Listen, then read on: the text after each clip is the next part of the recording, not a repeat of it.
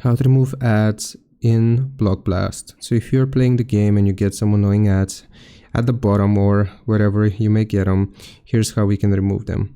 Now you want to close the game completely, and then we will go into your phone's settings.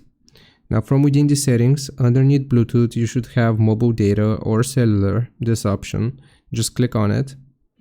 And then here, if we scroll down, it should show you the cellular data by app. So you want to click on show all if you don't see Block Blast here, and just sort it either by usage or by name. I'll do it by name, and you just want to find the Block Blast application here.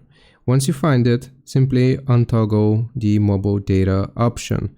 And another thing that you have to do is disconnect from your Wi-Fi.